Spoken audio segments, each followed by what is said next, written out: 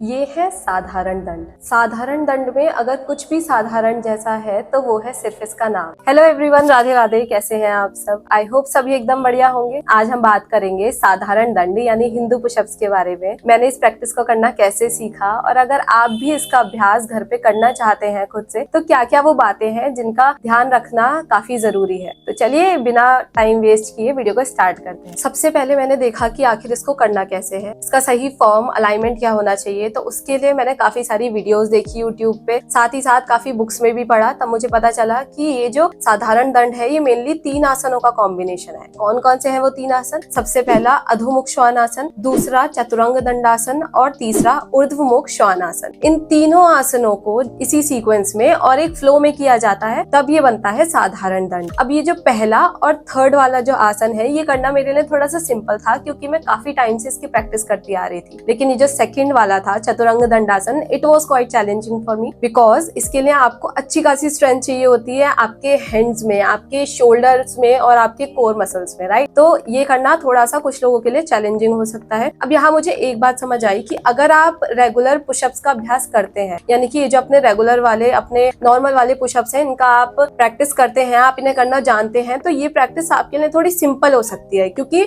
इसके लिए आपके अंदर इनफ स्ट्रेंथ होगी। लेकिन अगर आप अभी तक नॉर्मल पुशअप्स नहीं कर पा रहे हैं तो हो सकता है आपको ये करने में थोड़ा सा समय लग जाए, लेकिन कोई प्रॉब्लम नहीं है। धीरे धीरे जब प्रैक्टिस करते हैं तो हो जाता है। जब मैंने स्टार्टिंग में किया तो 1 या 2 बार ही कर पाई थी साधारण दंड का अभ्यास, लेकिन जब फिर धीरे धीरे रेगुलर इसका अभ्यास किया, और रेगुलर में भी ऐसा नहीं कि मैं डेली कर रही हूँ, क्योंकि क्या हुआ स्टार्टिंग में मेरी जो ट्राइसेप मसल्स थी इनमें पेन होना स्टार्ट हो गया। तब मुझे समझ आया कि इसका ट्राइसेप मसल्स पे बहुत अच्छा असर है। वैसे तो ये एक फुल बॉडी वर्कआउट है, पूरी बॉडी पे असर होता है, लेकिन हमारे क्या होता है ना, जब कोई भी एक बॉडी पार्ट थोड़ा सा वीक होता है तो उस पे हमें किसी भी एक्सरसाइज का जो असर है, जो इफेक्ट है, वो ज्यादा जल्दी दिखता है। ऐसा मेरे साथ ये ट्राइसेप मसल्स के केस में हुआ। तो धीरे धीरे जब प्रैक्टिस की तो 2 महीने में जाके ये जो नंबर ऑफ रेप्स थे, ये काउंट्स जो थे मेरे, ये 2-3 से जाके पहुंच गए 10 और 12 तक, और अभी भी इसकी प्रैक्टिस चल रही है, कंटिन्यू में है। तो ये थी मेरी जर्नी। अगर आप बिगिनर है और घर पे इसका अभ्यास करना चाहते हैं, खुद से सीखना चाहते हैं, तो कुछ बातें हैं जिनका आपको ध्यान रखना जरूरी है। सबसे पहली बात यही है कि आप वार्म अप को बिल्कुल स्किप ना करें। Don't under estimate the power of warm up, because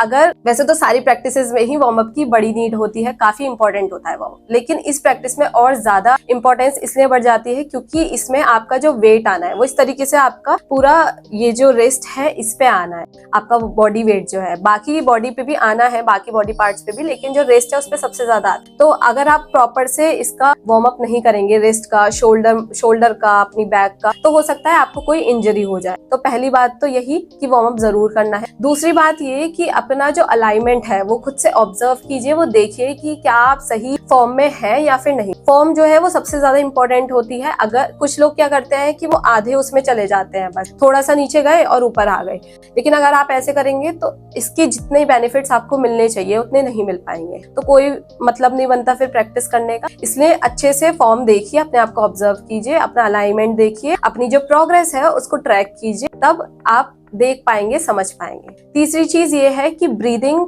का सिंक्रोनाइज होना मूवमेंट के साथ बहुत ज्यादा जरूरी है। जब आपका चेस्ट जो है वो एक्सपेंड होगा तब आपको सांस भरनी है, ब्रीद इन करनी है, और जब आपका चेस्ट जो है वो कॉन्ट्रैक्ट होगा, कॉन्ट्रैक्शन आएगा चेस्ट में, तो आपको ब्रीद आउट करना है। अब इसी जो फ्लो है इसको मेंटेन करके रखना है थ्रू आउट द प्रैक्टिस। अब जो चौथी बात है वो एक एडवाइस है मेरी कि आप पहले अपने हाथों की जो स्ट्रेंथ है उस पर थोड़ा काम कीजिए। इसके लिए आप नी पुशअप्स कर लीजिए या प्लैंक होल्ड कर लीजिए।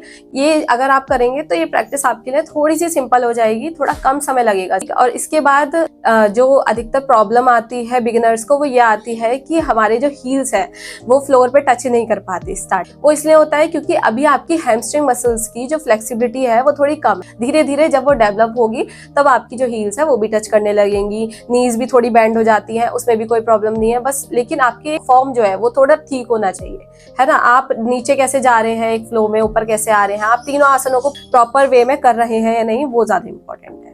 ये कुछ बातें थी जिनका आपको एज अ बिगिनर थोड़ा सा ध्यान रखना है। तो चलिए आज की वीडियो में सिर्फ इतना ही। अगर आपको वीडियो हेल्पफुल लगी हो then hit the like button, also subscribe the channel, और मुझे कमेंट सेक्शन में ये जरूर बताएं कि आपको क्या क्या चैलेंजेस फील करने पड़ते हैं जब आप साधारण दंड का प्रैक्टिस घर पे कर रहे हैं, और आप अपनी प्रैक्टिस ये कब से स्टार्ट कर रहे हैं, कब सीखना स्टार्ट कर रहे हैं, ये भी मुझे जरूर बताएं। चलिए मिलते हैं अगली वीडियो में, तब तक के लिए स्वस्थ रहें, मस्त रहें और व्यस्त रहें। जय श्री राधे।